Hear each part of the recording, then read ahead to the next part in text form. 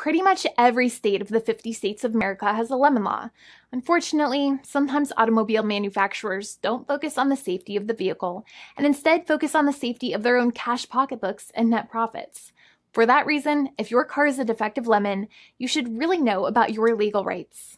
So in the following, I am going to tell you all about what you can get or win when you win a lemon law case. Some automobile manufacturers make a lot of money and are rich, and a lot of people hate the dealerships for taking their money and giving them a hunk of junk, the runaround, and a bunch of lies. But sadly enough, the lemon law is not designed to make you rich, and it is not intended to make you wealthy. Instead, the law is designed in a way that is supposed to put you in the position that you would have been if the vehicle had not been defective. It is supposed to make you whole. Even if you spent $60,000 or $70,000 on the car to fix up the car and spice it up, you still might not get that money back. It really depends. Even though the dealership might have lied to you, given you the runaround, and then failed to do their part. That's why it is important to give them the lemon drop down. By winning lemon law cases, consumers are really making the road a safer place for all drivers and pedestrians by making automobile manufacturers care more about consumer safety. Now, what you get when you win a lemon law case usually comes down to one of three possible options or remedies. Option 1 is that they might provide you with a replacement vehicle. Option 2 is that they might offer you a refund or what is called a lemon law buyback. Options 3, I will discuss option 3 a little later on in this video, and it is an important option you should know about as well with some real lemon juice. So let's start with the first remedy. Option 1 is that they can provide you with a replacement vehicle, which means you can basically trade your car in for a different vehicle, but there are some important things you should know about this option. The replacement vehicle should be a vehicle of similar value. The replacement vehicle should usually also be a vehicle from the same manufacturer with similar MSRP cost. It's crazy that many times, even though you really don't like dealing with that dealership, you might have to get a second car from the same manufacturer, even though they have lied to you and given you the runaround or given you a hard time. But there's another option with this as well, because year after year, the cost of vehicles might go up and the new vehicle might cost more. That price jump can make it difficult to get a car with the same MSRP price. Even though your car was a lemon, you might still have to pay that extra cost for the new and now more expensive vehicle. Thankfully, there is option 2, which allows you to get a refund through a lemon law buyback. But one of the problems with a buyback is that sometimes you might have to have a trade-in vehicle, and you might have still been required to pay more money on that trade-in vehicle. And when you got your new car, the dealership might have rolled over the amount you still were supposed to pay on your previous vehicle into the calculation of your new vehicle.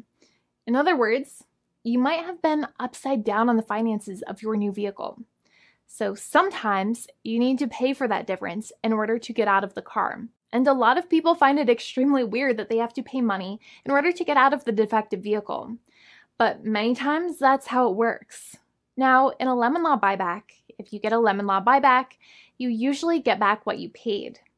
You may have bought the vehicle in a one lump sum all at once, or you more than likely had a finance or lease plan.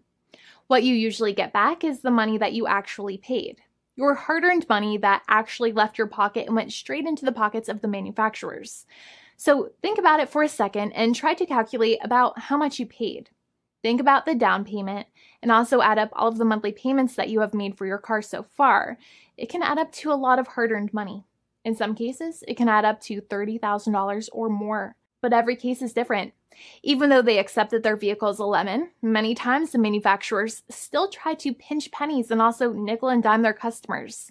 So they deduct certain fees during the negotiations, such as an offset for mileage for the portion of time that your vehicle did not have problems. Sometimes it is legal for manufacturers to deduct such things from the settlement you end up getting, but many times they may be doing so incorrectly or it might be taking away too much of your personal money. Having a powerful negotiator and experienced attorney by your side can be very helpful. In addition, most lawyers do not charge you out of your own pocket for their attorney's fees and court costs. Many attorneys only get paid if they win, and if they don't win, they just don't get paid anything. Lots of attorneys spend their own money on your case, and the attorney might never get the money back.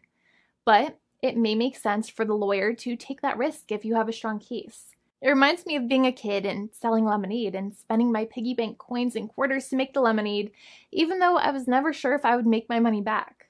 But when I made amazing lemonade, everybody would want it. We would all be happier as a result.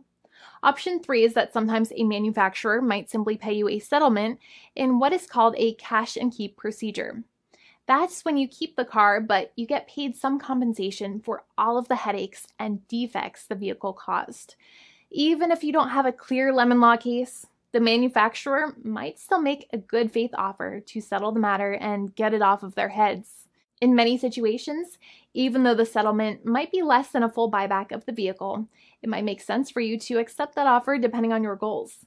In addition, it's usually required that the problems happened while your car was under warranty or extended warranty. Even if you no longer have warranty, but your problems happened while your vehicle was under warranty, you might still have a case.